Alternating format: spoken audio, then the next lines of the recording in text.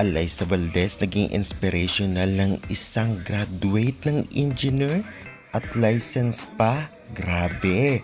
Cancer survivor ito at naging inspirasyon si Valdez at dahil sa tulong ni Valdez at ng Ribisco team ay nakapagtapos ito. Grabe talaga ating ang pag-uusapan at itatopic this video.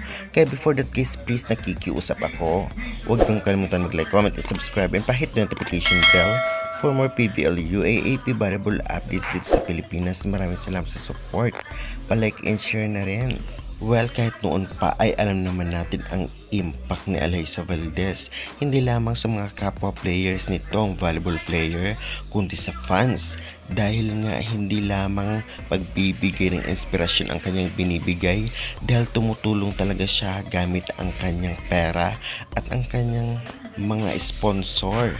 Dahil nga, isa nga sa mga nag-post sa social media na trending ngayon ang isang girl kung saan makikita nga natin sa kanyang post ang sobrang pasasalamat niya kay Phenom Alyssa Valdez at kay Sir Alan ng Ribisco Company. At syempre atin yan ipa-flash sa screen para mabasa ng lahat.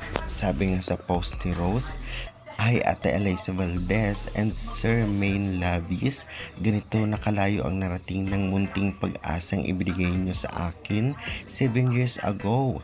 Your cancer wish kid Rose Ann is now a degree holder and a licensed engineer.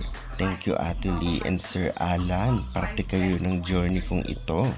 Grabe kung ating titignan sa pagbabalibol niya pa lamang kahit may cancer siya ay talaga namang laking tulong sa kanya at inspirasyon, lalong-lalo na ang kanyang idol na si Alyssa Valdez at ang Criminal Cool Smashers na kanyang sinusuportahan na team.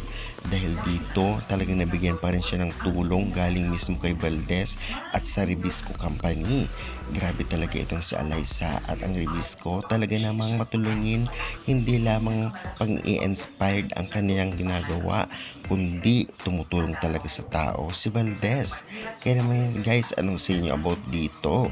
Malaki nga ba talaga ang impact ni Valdez sa mga players at umiidolo sa kanya? At talagang sa tingin nyo, tumutulong nga ba talaga siya on hand kahit pera niya? Pa-comment kayo sa baba and pa-subscribe for more valuable updates.